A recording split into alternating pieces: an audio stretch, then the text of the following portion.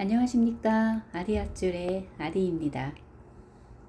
5월 20 며칠쯤에 21번째 방송을 하고 곧 찾아뵙겠다라고 하고는 거의 한 달 만에 또 찾아뵙고 있네요. 늘 같은 핑계지만 생업이 바빴습니다. 그리고 요즘에는 예전 같으면 유튜브를 시청할 때 털보 방송 위주로 아침을 열면서 지금 한참 이야기 되고 있는 아침에는 뭐 털보, 뭐 오후에는 박시영이었나? 그리고 저녁에도 또 털보 방송에 관련된 여러 그 유튜버들의 그 꼬리에 꼬리를 무는 이러한 방송들을 유튜브를 계속 찾아보느라고 하루가 되게 짧은 거예요. 그리고 이걸 습관화가 돼 버리니까 초조한 거예요. 안 보면 궁금하고 나만 또 모르는 것 같고 뭐 이러한 것 때문에 하루가 되게 힘들었던 것 같아. 그런 속에서도 지금과 마찬가지로 저도 생업을 하고 여러 가지 품위 위주도 하는 이런저런 볼일도 보고 근데 불과 1년 전쯤부터는 그 모든 유튜버들을 끊어내고 털보의 실체를 알고 나서 그리고 이제 협소해졌죠. 내가 선택해서 보는 유튜버 채널이 그러면서도 사실은 그래도 궁금하기도 해서 그 전에 내가 봤었던 채널들을 가끔 찾아가서 보거나 아니면 예전에 기록이 있었기 때문에 동영상으로 유튜브를 켜게 되면 뜨게 되는 그래서 한번 들어가 보면 말도 안 되는 그리고 내가 알고 있는 정보와 다르게 그리고 이번에는 조금 다른 것이 내가 알고 있는 정보가 유튜버 채널을 통해서 알고 있었던 것이 아니라 대통령께서 지금 모두 공개 차원으로 모든 국무회의를 하고 계시고 모든 일정들을 현실감 있고 현장감 있게 그대로 보여주시기 때문에 그것을 통해서 얻어지는 정보 그리고 내가 선택해서 보고 있는 유튜브 채널들이 하는 이야기들 다 매칭이 되거든요. 그래서 그 예전에 봤었던 그런 채널들을 가끔 들어가서 들어보면 역시나 고구마 먹은 것 같은 속 시원히 말도 잘 못하는 눈치를 보고 있는 그런 이야기들을 하고 있더라고요. 그리고 역시나 지금 우리의 적은 우리라는 이러한 맥락을 잘 짚지 못하고 여전히 국힘만 비판하는 이야기들 한다든가 그것도 당연하죠. 그렇지만 지금 상황은 국힘은 스스로 자멸하고 있는 상황이잖아요.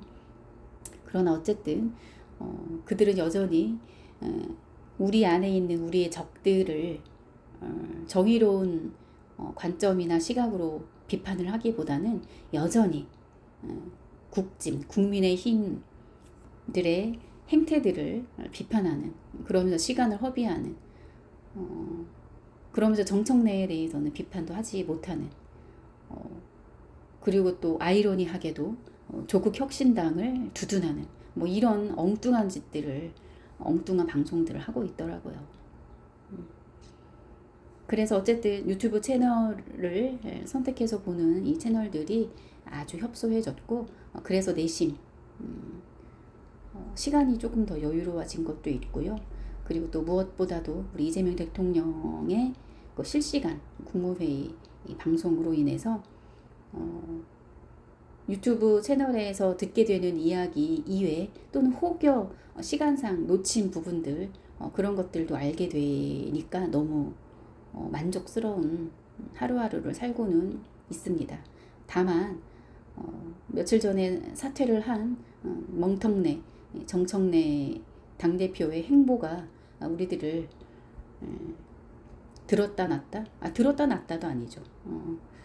우리들 가슴을 아주 그냥 후벼 파는, 진짜 막 무엇을 살기가 느껴질 정도로의 그러한 정신적인 학대를 시켜놓고 후벼 파놓고 사퇴를 했는데요. 지켜봐야 되겠죠. 이번 전당대회에 이것이 출마를 할지 말지. 이미 빤스까지 다 벗어 던지고 날뛰는 것은 오래전이고요. 희한하게도 겉은 멀쩡한데 속이 정말 어떻게 잘못된 것 같아요. 정신들이 다들 온전하지가 않습니다. 온전하다라고 하는 것, 그리고 정상적이라고 하는 것도 사실은 그 안에 많은 의문점을 갖고 있긴 한데요. 일반적이고 보편적으로 생각했을 때 그들의 정신은 온전하지가 않다. 그리고 그들의 상태도 정상적이지가 않다. 그 원인을 제가 곰곰이 생각해 봤는데 교회예요. 종교 같아요. 가스라이팅이 얼마나 무섭습니까? 종교 집단에서는 그런 것들이 조금 더 극에 달하잖아요. 뭐 그리고 또 아니할 말로 정청래랑 정명석과 뭐 육촌 관계이다 아니다 뭐 이런 말들이 떠돌면서 그런 것들이 점차 수면 위로 조금씩 드러나고 있잖아요. 종교 집단이 민주당을 장악해서 이렇게 몇십 년 동안 수년간 장악을 하면서 권력을 휘두르고 남용하고 국민들은 아랑곳하지 않고 사탕 발림이나 하면서 빨대 꽂아서 쪽쪽 다 빨아먹고 그들의 정신을 가스라이팅으로 보이지 않는 복종을 하게 만들어 놓고 심지어는 그들을 또는 당원들을 국민들을 가스라이팅을 해 놓은 상태에서 이제는 그 개개인의 내면에 감독관을 보이지 않게 심어 놓고 하루라도 자기들 말을 듣지 않거나 자기들 방송을 보지 않으면 이 개개인 스스로가 조바심 나도록 어떠한 알 수 없는 경쟁심 같은 것 이런 것들을 심어 놓은 게 만들어 놓은 게 아닌가. 그러한 민주당 중심축이라고 했던 자들이 좌지우지 했고 지금도 진행형이다. 그래서 우리는 그것을 깨우쳐야 되고 직시해야 하고 내부의 적인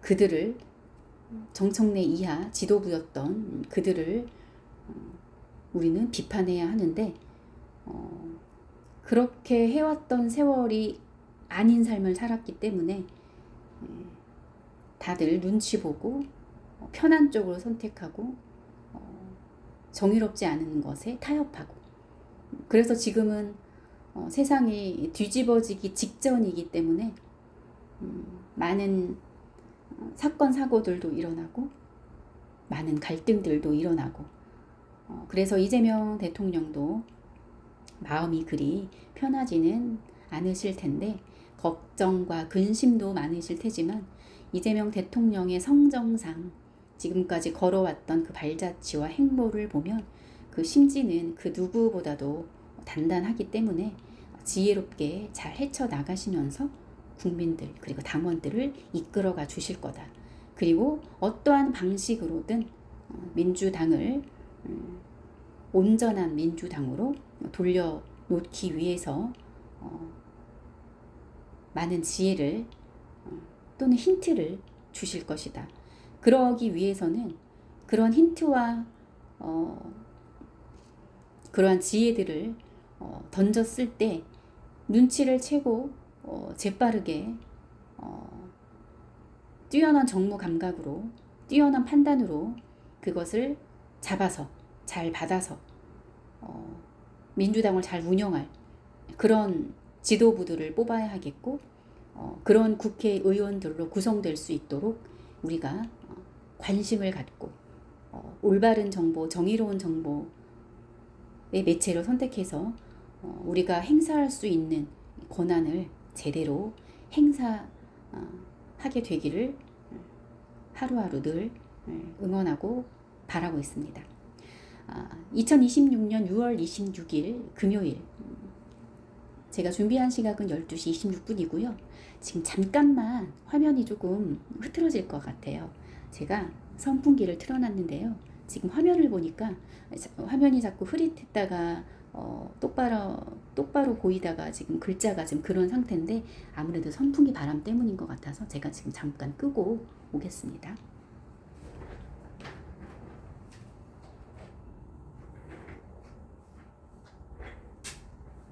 이제 조금 괜찮아질까요? 그래도 자꾸만 이게 움직이는데 왜 그런지를 모르겠네요.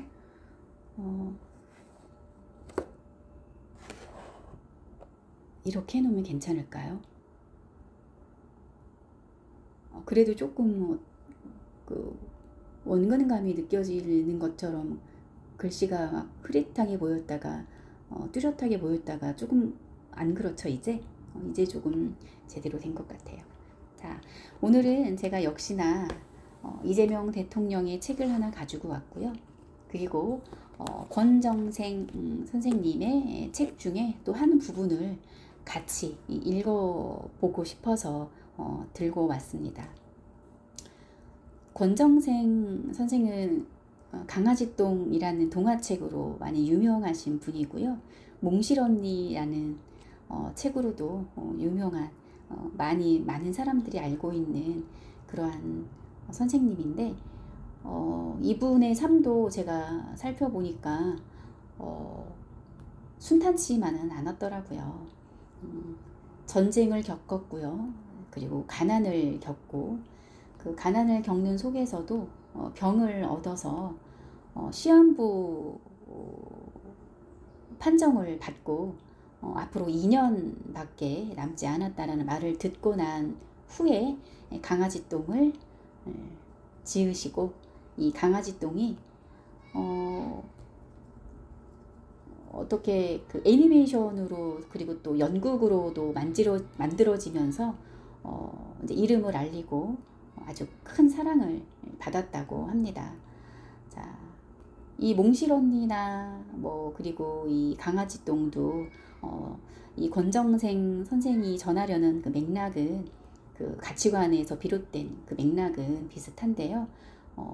이렇게 보잘것없는 것들 또는 외로운 사람들의 이야기를 써 나가면서 그들에게 또는 그들의 이야기를 통해서 불특정 다수의 많은 사람들에게 용기와 희망을 전해준 것이 아니었을까 하는 생각을 해봅니다. 그리고 가난한 삶을 사셨지만 세상을 떠나시면서 10억 원이 넘는 재산을 가난한 아이들에게 넘겨주고 가셨다고 하는데요.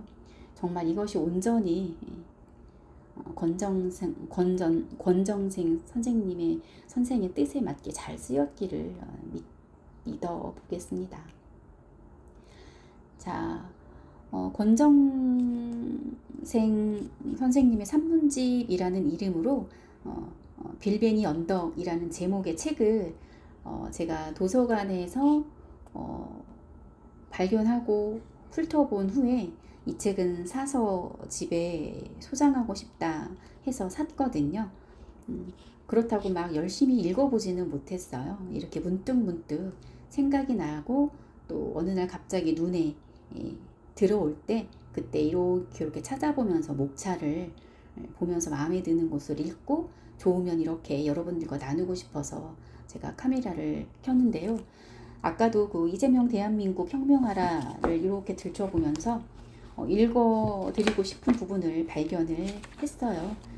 선택적 모병제라고 하는 13장의 목차를 달고 있는 이 부분을 읽어드리려고 쭉 있다가 언뜻 이렇게 눈 시선을 돌렸는데 빌뱅이 언덕이 보이는 거예요. 그런데 공교롭게도 제가 이렇게 표시를 해둔 곳이 평화에 관련된 이야기를 쓰셨더라고요. 평화란 고루고루 사는 세상, 이렇게 화면에 보이는 것처럼 이러한 제목으로 권정생 선생이 쓰셨던 그 글이 어느 경향신문에 실렸었던 것을 이렇게 책으로 엮은 것 중에 한 부분. 그래서 이 선택적 모병제와 관련해서 연결해서 읽어도 좋겠다라는 생각이 들어서 가지고 왔습니다. 역시나 제가 여러분에게 잘 귀에 들릴 수 있도록 천천히 또박또박 읽어 가도록 할게요. 자, 13장 선택적 모병제. 복무기간 10개월로도 평화는 가능하다. 또 이 제목이 눈에 들어왔었던 이유는 어제가 6월 25일 우리의 한반도에 참극이 벌어졌던 76년 되던 해였나요? 77년이었나요? 잘 뚜렷한 기억이 없는데 어쨌든 그날을 맞이해서 그리고 관련해서 군인들을 직접 찾아가서 그들의 불편하고 어려운 이야기를 들으면서 또 모병제 이야기도 언급을 하셔서 그래서 문득 또 생각이 나서 한번 가져와 봤습니다. 한번 여러분들 듣고 지금의 이재명 대통령의 철학과 성남시장 시절 당시 이재명 시장의 철학이 한치도 어긋남이 없을 거라는 것을 느껴주셨으면 하는 바람입니다. 국가의 첫 번째 임무는 국민의 생명과 안전을 지키는 일이다. 그 책무를 다하려면 국가 안보가 튼튼해야 한다. 그동안 안보는 보수의 전유물로 여겨졌다. 그러나 이건 그야말로 허상일 뿐이다. 헌법이 정한 가치와 질서를 무너뜨린 가짜 보수들은 말로만 애국, 안보를 외쳐왔다. 가장 비애국적인 집단이 애국을 노래 부르다시피 하다 보니 애국의 의미마저 희미해지고 있다. 마치 어떤 단체 때문에 어버이라는 단어 의미가 달리 느껴지는 것과 마찬가지다. 이와 유사한 사례는 흔하다.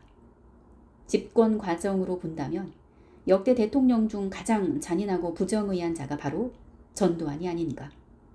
전두환은 광주에서 총칼로 수백 명의 국민을 죽이고 집권한 자인데 가장 부정의한 그가 가장 많이 쓴 말이 바로 정의였다. 마찬가지로 가짜 보수는 안보를 입에 달고 살면서 정작 안보를 해치는 일을 저질러왔다. 국민의 소중한 세금을 적재적소에 쓰면서 안보를 튼튼하게 하라고 했더니 박근혜 정부는 방산비리를 저질러 국가 안보를 위협했다. 단적인 예로 해군이 도입키로 한 해상작전 헬기 와일드캣은 대잠수함 작전 가능 시간이 38분밖에 안 되는 것으로 밝혀져 큰 논란이 일었다. 알고 보니 전 합참 의장이 와일드캣 도입 때 뇌물을 받았다고 드러났다. 생선가게 고양이처럼 안보를 지키라 했더니 도둑질을 하고 있었던 것이다. 안보의 가장 큰 목적은 전쟁에서 이기는 것이 아니라 국민의 생명을 지키는 것이다. 지금 이 시대에도 필요한 말인 것 같아요. 이 문장 하나가 이재명 대통령, 당시 이재명 시장의 정신세계나 가치관을 말해주고 있는 것 같습니다. 이를 위해서 가짜 보수가 말로만 하는 안보가 아니라 진짜 안보를 위한 토대를 구축해야 한다. 세금을 도둑질해 국가 안보를 위협하는 방산비리는 뿌리째 뽑아야 하고 국방개혁, 군구조 개혁을 신속히 추진해야 한다. 국방개혁은 병력 감축과 장비 무기의 첨단화가 핵심이다. 징병제를 기반으로 한 한국군 규모는 63만 명 수준으로 알려져 있다. 전쟁에 나서는 안 되겠지만 현대전을 좌우하는 건 군인의 머릿수가 아니다. 가슴 아픈 역사지만 과거 동학혁명 당시 캐틀린 기관총으로 무장한 소수 일본군이 죽창을 든 3만 명 동학혁명군을 전멸시키는데 하루면 충분했다. 현대전은 이보다 더하다. 아파치 헬기 한 개 중대는 100여 대의 전차와 장갑차로 편성된 기계화 연대를 단숨에 초토화시킬 정도의 강한 전투력을 갖고 있다. 이제 국방은 무기를 첨단화해야지 대규모 병력을 유지하는 데 예산을 쏟아붓는 건 옳지 않다. 이미 정부는 국군 규모를 50만 명으로 감축하는 국방개혁안을 발표한 바 있는데 이런저런 핑계를 대면서 감축 시기를 늦춰왔고 감축 규모도 축소해왔다. 병력 감축을 회피하는 건 군 장성들에게 별을 달아주고 보직을 주고 부하를 줘야 하기 때문이라는 건 이미 널리 알려진 사실이다. 국방개혁은 늦출 일이 아니라 신속하게 적극적으로 추진해야 한다. 병력 감축과 무기 첨단화의 선택적 모병제를 시행하면 큰 비용을 더 들이지 않고도 스마트 강군으로의 전력 강화와 의무 복무기간 단축이라는 두 마리 토끼를 동시에 잡을 수 있다. 병력을 당초 계획대로 13만 명 줄여 50만 명으로 하고 10만 명의 전문 전투병과 고가 고성능 장비 무기 담당 전문 병사를 모병하면 의무 복무병이 현재 43만 명에서 20만 명으로 줄어들어 복무기간을 현재의 21개월에서 절반인 10개월 정도로 단축할 수 있고 전투력도 강화된다. 모병 10만 명에 연간 3조 원 정도가 소요된다고 가정해도 병력 감축에 따른 비용 절감분에 적은 예산만 추가 투입하면 된다. 그리고 장기 복무 전문 병사에 의해 전투력은 오히려 향상될 것이다. 한편 젊은 나이에 국민의 의무를 다하기 위해 군대에서 소중한 시간을 보내고 있는 사병들의 임금 및 죄송합니다. 복지 수준도 획기적으로 높여야 한다. 2016년 기준 병사들 중 가장 많은 월급을 받는 병장의 월급이 최저임금 15% 수준에 불과하다. 올바른 국방개혁을 위해서는 국민의 동의와 지지가 필수적이다. 방금 제가 읽어드렸던 병장의 월급, 이 당시 19만 7천 원이었다고 합니다. 여기에서 최저임금의 15% 수준에 불과하다라는 이야기입니다. 올바른 국방개혁을 위해서는 국민의 동의와 지지가 필수적이다. 우리 국방비는 북한보다 최소 7배에서 수십 배 많다. 전력을 비교해도 북한은 재래식 무기 위주이고 우리는 북한보다 수량은 적지만 훨씬 현대화된 무기 체계를 갖고 있다. 북한보다 엄청나게 많은 국방비를 지출하면서도 미군이 없으면 전력이 열세라는 일부 주장은 그야말로 황당하고 무책임한 주장이다. 자주국가로서 강력한 국방력을 갖추는 것은 기본 중에서도 기본이다. 강력한 군사력은 전쟁에서 이기기 위한 수단이 아니라 궁극적으로 평화를 지키기 위한 수단이다. 남북 교류를 통한 평화체제를 구축하는 한편 군도 병력 감축과 스마트 강군을 실현해야 한다. 어떠세요, 여러분? 이 당시 이재명 대통령 시장 시절 가치관과 지금 이재명 대통령의 가치관 일치하지요? 이때까지 가짜 보수들은 이 안보를 빌미 삼아서 권력을 유지했잖아요. 우리 영화에서 그 내부자들이라는 영화에서도 알 수 있었듯이 상징이긴 하지만 북한의 고위 책임자들과 남한의 고위 책임자들이 만나서 협상해서 불안을 조정할 수 있는 것을 해달라라고 요구를 했고 그 요구를 받아들여서 우리나라 사람들 인식에는 북한은 아주 나쁜 적, 함께 하면 안 되는, 절대 평화는 안 되고 더군다나 통일은 더더욱 안 된다라는 인식을 심어줬잖아요. 그걸 가지고 장사해서 권력을 계속 유지했었고요. 그래서 지난 문재인이 대통령이 됐었던 시절에 우리는 그때는 전부 다 속았었던 상태니까 희망을 걸었었지만 그 인간 또한 국짐과 다를 바 없었던 인간 말종이었다라는 것이 지금 드러나고 있습니다. 그런 후에 윤석열이라고 하는 괴물에게 보이지 않게 바톤을 이어주면서 윤석열이 아주 이 나라를 쑥대밭으로 만들어놨죠. 사실 그 전부터 대한민국은 엉망진창이었다고 생각이 됩니다. 지금 생각해 보면요. 그랬던 이 나라를 윤석열에게 바톤을 문재인이 주면서 더 망하도록 방치한 거라고 생각을 해요. 그러니 지금 이재명 대통령이 얼마나 힘들까요? 어찌 보면 이 나라를 바로 세우기 위해서는 그 방법은 간단할 수도 있습니다.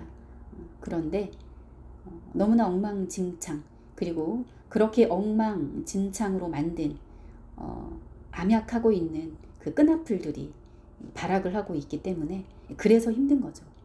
정청래도 그 중에 한 명의 역할을 했지 않았습니까? 이재명 대통령 되고 난 후에 당대표가 되면서 족족 방해를 놨으니까요.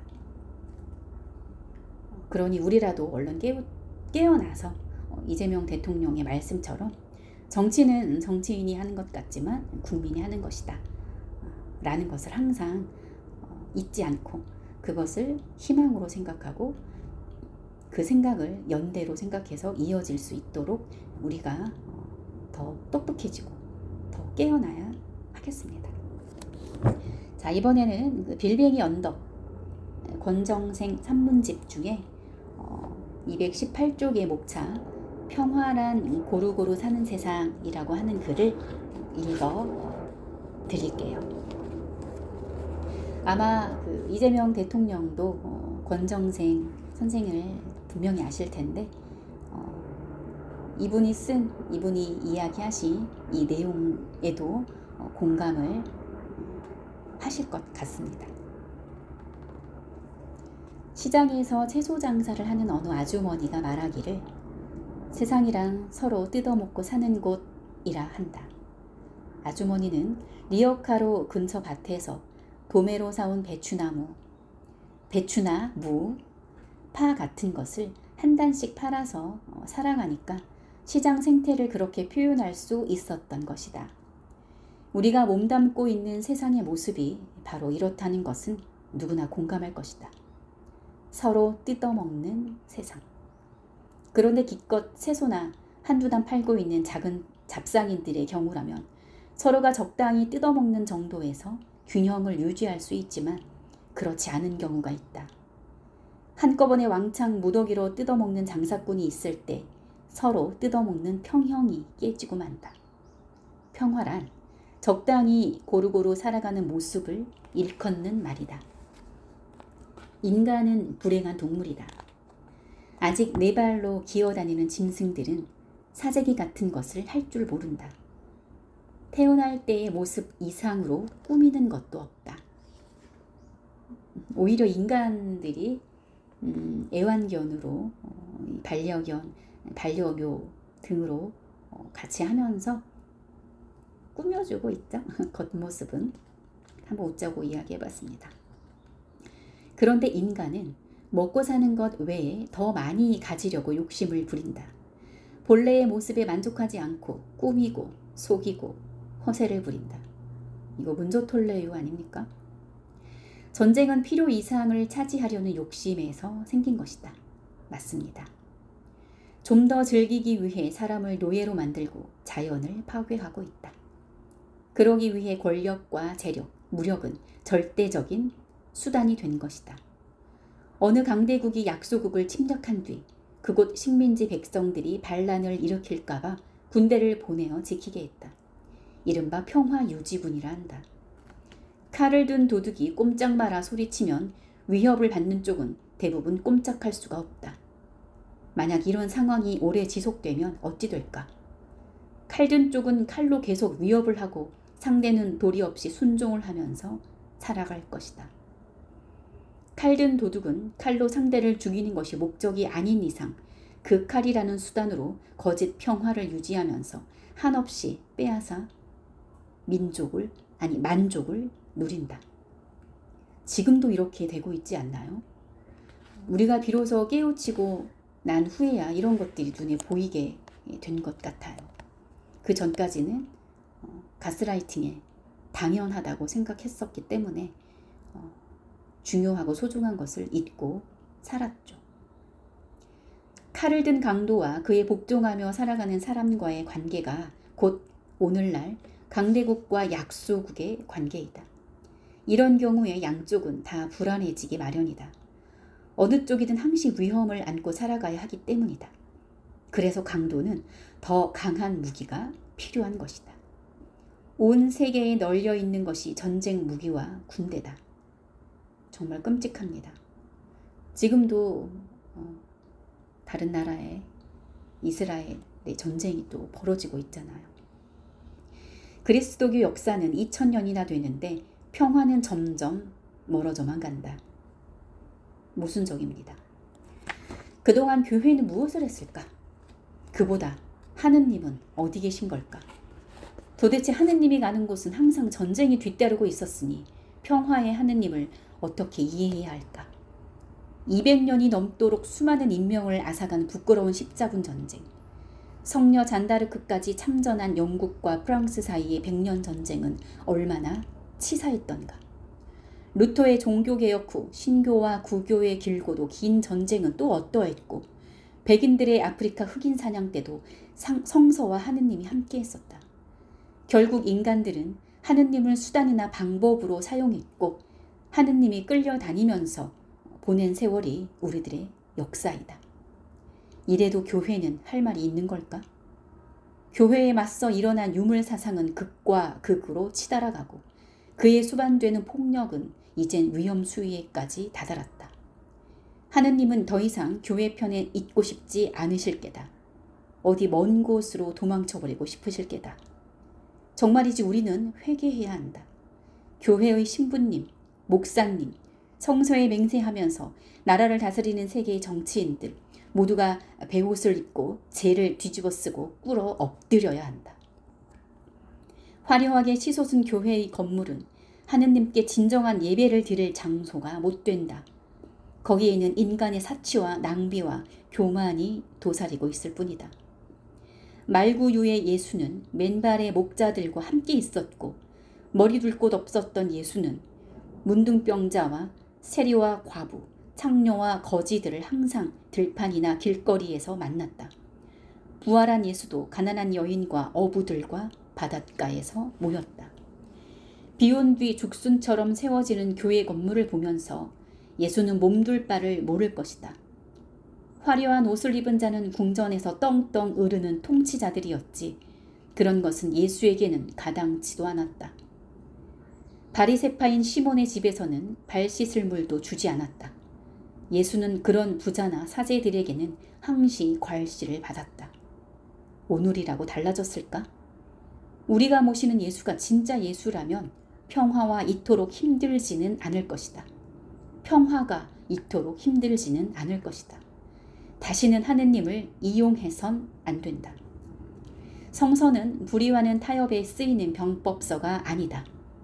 우리 모두 어떤 신분이나 지위보다 사람이 되어 하느님의 참모습을 볼 줄 알자. 그래서 가난한 세상을 만들어야만 평화가 이루어질 것이다. 경향잡지 1987. 이렇게 평화란 고루고루 사는 세상이라는 이야기를 권정생 선생께서 쓰셨던 내용들, 이러한 내용들을 모아서 만들어진 이 빌뱅이 언덕의 산문집인데요. 너무나 당연한 말들이어서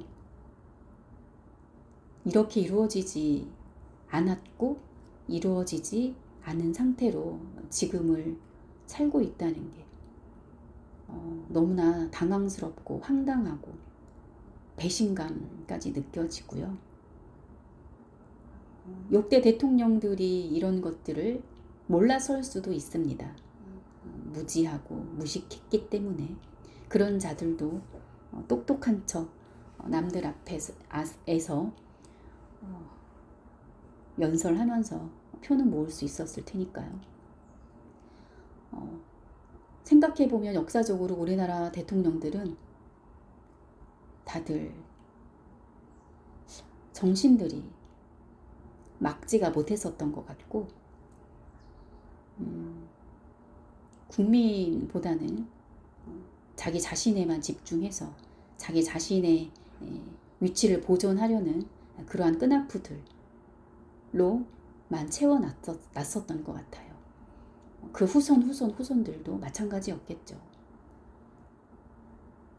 그러나 지금 이재명 대통령 시대에는 그런 것들을 하나하나 지금을 기준으로 지금 당장 해결할 수 있는 것부터 해 나가고 계시는 것이라 저는 이해를 합니다. 쉽지는 않겠죠. 저도 지금 한 반평생을 살고 있지만 앞으로 제 자식들이 성장해서 가정을 꾸리고 그 아이들이 또 아이를 낳아서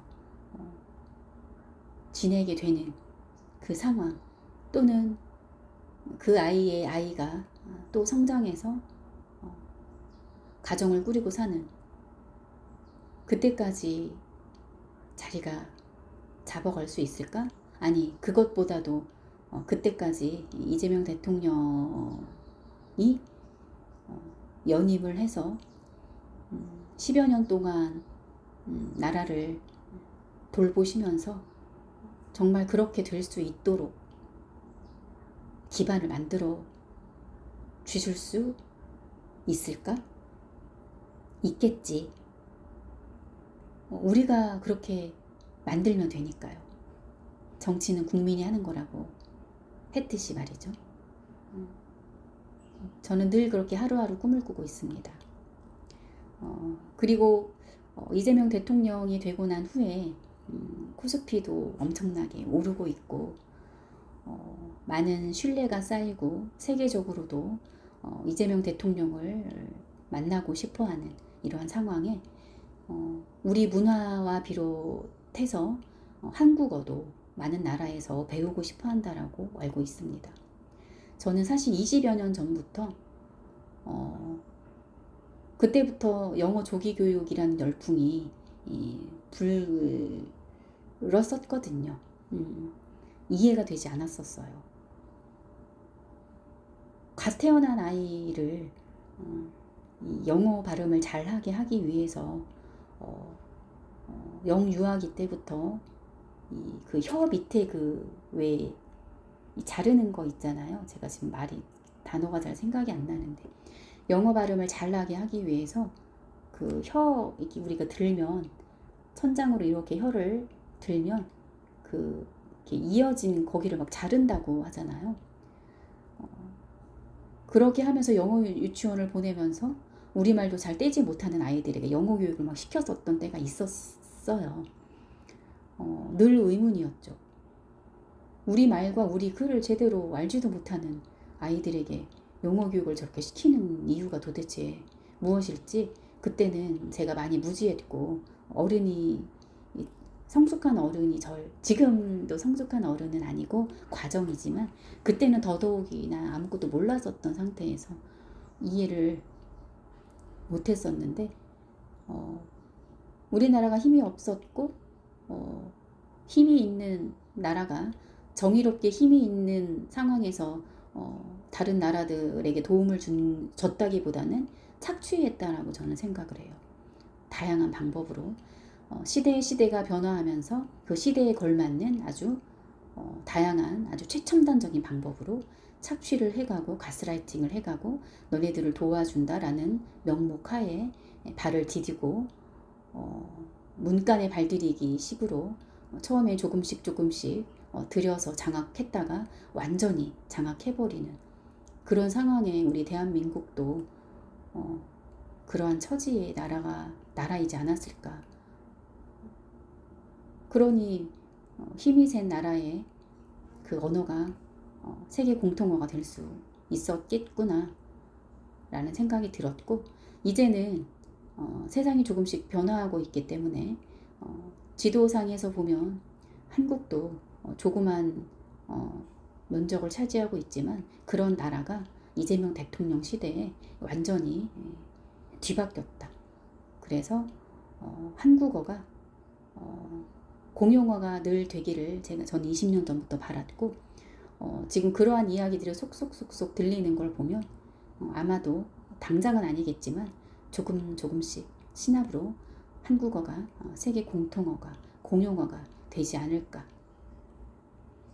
그런 꿈도 꿔보는데요. 예전에는 진짜 막연한 꿈이었다면 지금은 이재명 대통령이기 때문에 희망을 갖고 있습니다.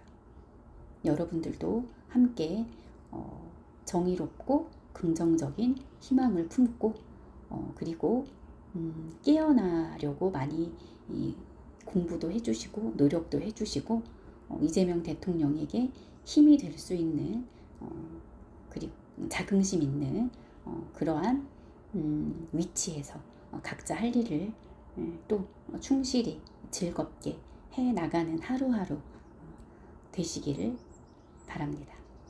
감사합니다.